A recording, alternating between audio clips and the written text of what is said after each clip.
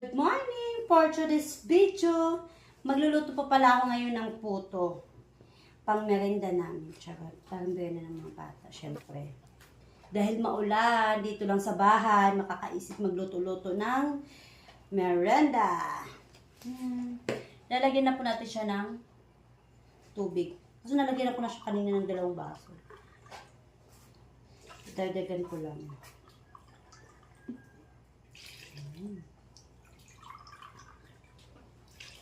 Ayan. Hindi natin konti.